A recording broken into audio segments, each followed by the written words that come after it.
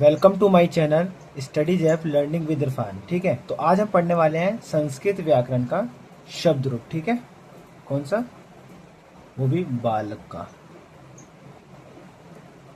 का शब्द रूप हम पढ़ेंगे। ठीक है, वो भी कैसे? हम ट्रिक के थ्रू पढ़ेंगे।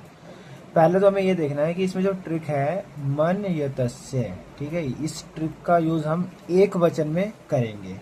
ठीक है, तो चलिए हम देखते हैं अब बालक के शब्द रूप। जैसे होता क्या है इसमें कि विभक्ति टोटल 7 होती है और एक होता है लास्ट आखिरी हमारा संबोधन का। उसी तरीके से एक वचन, द्विवचन और बहुवचन होता है। ठीक है, तो बालक के शब्द रूप में हमें क्या पहचान करनी होती है इस ट्रिक के माध्यम से? पहले तो प्रथमा विभक्ति में क्या होगा कि बालकः। ठीक है, ये सब बालकः। ठीक है, अब द्वितीय में क्या होगा? इस वाले माँ का यूज करेंगे। ठीक है, तो यहाँ पे हो जाएगा बाल कम। ठीक है, बाल कम आया ना इसमें म। तो पहले तो आपको ये याद रखना पड़ेगा मन ये तस्य। तृतीय विभक्ति में क्या होगा? बाल केन। ठीक है, तो यहाँ पे हमें क्या देखने को मिला? न। तो यहाँ से हमें ना का याद रखना है कि तृतीय विभक्ति में बाल केन होगा। उसी तरीके से चतुर्थी विभक्ति में बाल काय। ठीक है, क्या? बाल काय। ठीक है, तो यहाँ पे आपको यह देखने को मिला, तो यहाँ से आपको ट्रिक में आपको यह दिखा। उसी तरीके से पंचमी विभक्ति में बाल कात। बाल कात। ठीक है, तो आप ट्रिक में देख सकते हो ता वर्ण दिख रहा होगा आपको। इसी तरीके से हमें षष्ठी विभक्ति में बाल कस्य। ठीक है, यहाँ पे देखो स लिखा हुआ है आधा स, तो बाल कस्य। ठीक है, यहाँ पे स लिखा हुआ आधा स और यह बाल कस्य दिख गया। और इसके बाद इसके बाद है एक ही मात्रा। ठीक है, तो अब सप्तमी विभक्ति में क्या करना है? बाल के।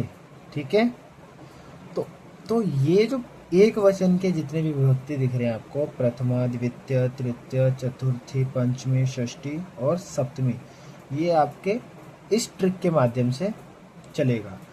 और संबोधन में क्या होता है कि ये समान होता है किसके? प्रथमा विभक्ति के। तो इसमें हम कर देंगे हे बालकः। ठीक है, और उसी तरीके से द्विवचन में भी होता है ये। ठीक है, द्विवचन का भी हमारा प्रथम विभक्ति के समान होता है। उसी तरीके से बहुवचन में भी प्रथम विभक्ति के समान होता है। तो यहाँ पे हम द्विवचन में अब करते हैं कि ये जो बाल का एक वचन का था, इसी को हम द्विवचन में बालकों करेंगे। ठीक है, और इसी का संबोधन में भी हो जाएगा समान, हे बालकों। ठीक है, तो पहले तो हमें ये पहचान करनी है इस ट्रिक के माध्यम से पूरा एक वचन। ठीक है, संबोधन तक। अब हम करेंगे द्विवचन में जो प्रथमा विभक्ति द्विवचन का बालको हो जाएगा। और ये जो है तो हमारा कुल प्रथमा और द्वितीय में समान होगा, जैसे बालको हो। ठीक है, तो यहाँ पे हमें को समान देखने को मिलेगा। इसी तरीके से इसमें हो जाएगा भ्याम। तृतीय में हो जाएगा भ्याम, भ्याम, भ्याम। ठीक है, ये तृतीय में किस चीज़ की पहचान करनी है हमें? भ्याम, भ्याम, भ्याम। अब इनके साथ हमें करना है बालका और भ्याम, बालका भ्याम। ठीक है, इसी तरीके से इसमें करना है हमें बालका भ्याम। ठीक है, और इसमें भी बालका भ्याम। ठीक है, अब हमारे पास है षष्ठी और सप्तमी, ये भी दोनों क्या रहेगा? सेम। तो इसमें यो और यो की पहचान रखनी है। तो इसमें हो जाएगा आपका बाल क्यों। ठीक है, बाल क्यों। ठीक है, और प्रथमा विभक्ति का समान हमारा संबोधन में होगा, इसमें द्विवचन में, ठीक है। तो हे बालक हो जाएगा। उसी तरीके से बहुवचन का देखते हैं, तो ये हो जाएगा हमारा बालकः, ठीक है। तो इस प्रथम विभक्ति का समान संबोधन में हमारा हो जाएगा हे बालकः,